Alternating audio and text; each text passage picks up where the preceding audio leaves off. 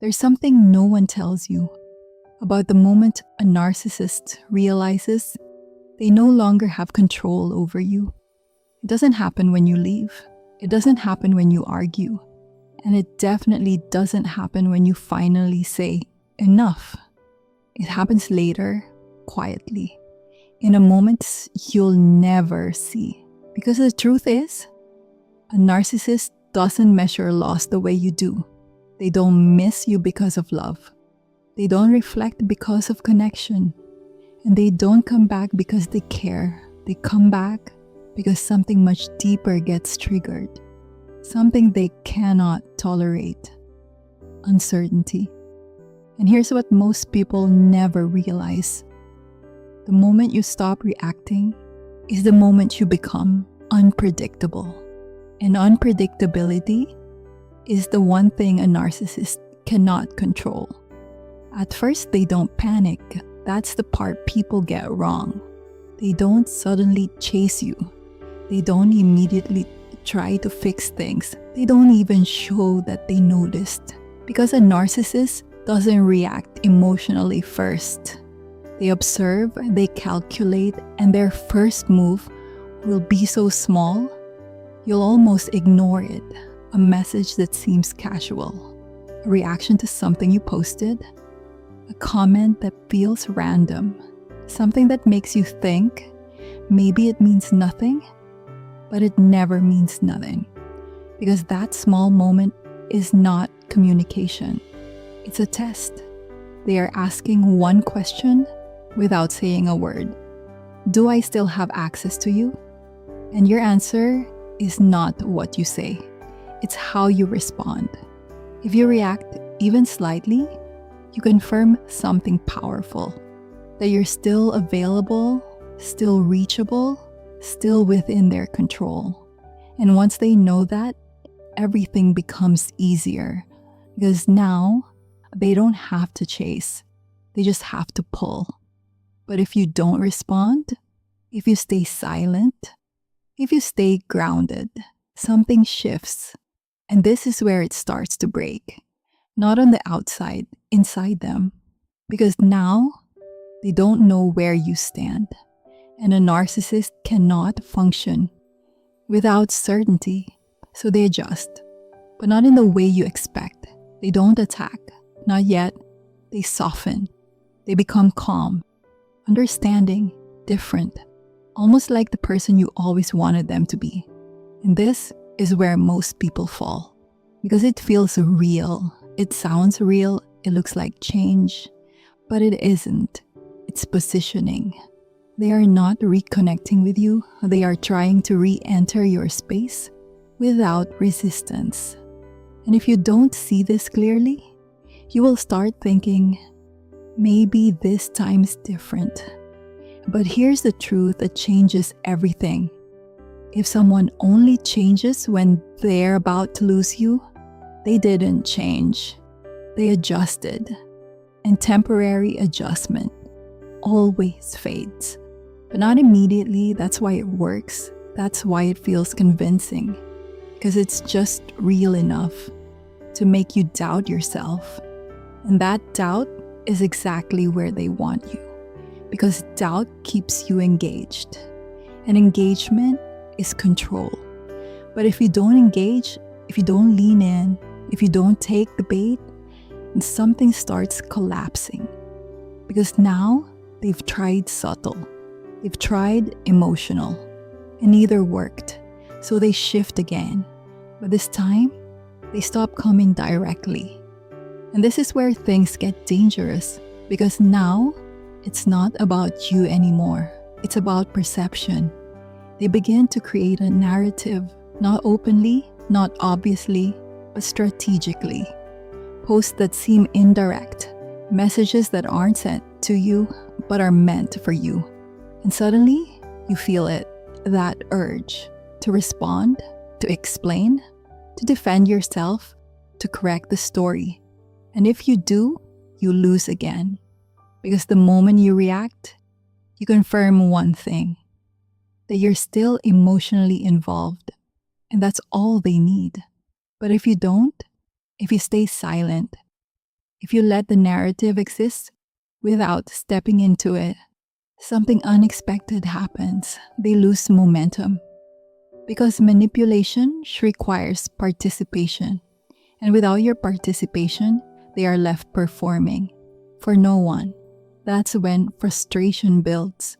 And when frustration builds, they escalate again. But now they go louder. They create an illusion that's hard to ignore.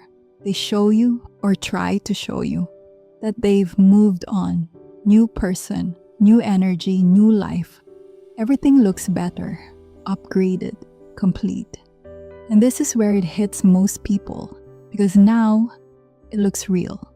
But here's the question no one asks: if they're truly happy, why are they making sure you see it? Because real peace is quiet. Real healing doesn't need an audience. So if it looks loud, if it looks perfectly timed, if it feels intentional, it is. It's not closure, it's performance. Designed for one thing, your reaction. Because if you react here, you re-enter emotionally. Comparison, doubt, insecurity. And once that happens, they regain influence. But if you don't react, if you detach completely, this is where everything turns. Because now, they've tried everything. Subtle access, emotional pull, public pressure, illusion, and none of it worked. So they go deeper. And this is the phase where even strong people break. Guilt, not loud, not aggressive, soft, subtle, human. You changed, you disappeared, you gave up. And suddenly, you feel something. Not love, responsibility. And that's the trap. Because if you feel responsible, you feel the need to respond, to explain, to fix. And the moment you do, everything resets. But here's the truth that breaks the cycle completely. You are not responsible for how someone feels when they lose control over you. Read that again. Because once you understand that, guilt stops working. And when guilt stops working, they lose their final leverage. So what happens next? They disappear. And here's what almost no one understands about this silence. It's not empty. It's active. Because while you're trying to move on, while you're trying to rebuild your life, while you're slowly finding peace again, they are watching patterns, not your words, your behavior.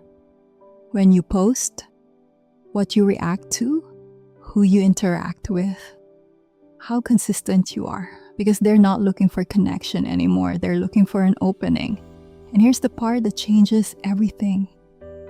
They don't need a big opportunity. They don't need a dramatic moment. They need a crack, something small, a moment of vulnerability, a moment of loneliness, a moment where your guard drops just enough. Because that's when they reappear. Not when you're strong, when you're tired, not when you're clear, when you're confused. And if you don't understand this, you'll think their timing is coincidence. But it's not. It's precision. And this is why so many people get pulled back in, even when they know better. Because knowledge doesn't protect you. If your emotional state isn't stable, and they know that, they don't come back when you're thinking logically. They come back when you're feeling. And that's the real danger. Because now, it's not about understanding anymore. It's about resisting. And resisting something familiar feels harder than walking away from something toxic. Because your brain remembers the good parts, not the pattern. And in that moment, you're not reacting to reality. You're reacting to memory. And memory is exactly what they rely on. But not the way you think. Not closure, not acceptance, observation, silent, watching, waiting. Because know what they need to know. Is this real? Did I actually lose access? And if they find even the smallest opening, they will come back, but not immediately. Sometimes they wait. And that silence is not weakness, it's strategy, because the longer they disappear, the more your mind starts filling the gap. Maybe it wasn't that bad. Maybe I overreacted. Maybe they changed. That's not healing. That's withdrawal. From a cycle you were conditioned to stay in, and the longer the silence, the stronger that feeling becomes, until one day, out of nowhere, they return. Calm, casual, like nothing ever happened. And that moment, that's the real test. Not when they were obvious, not when they were loud, but now, when everything feels normal. Because now, your guard is lower, and your mind wants closure. So they don't come back with intensity. They come back with familiarity.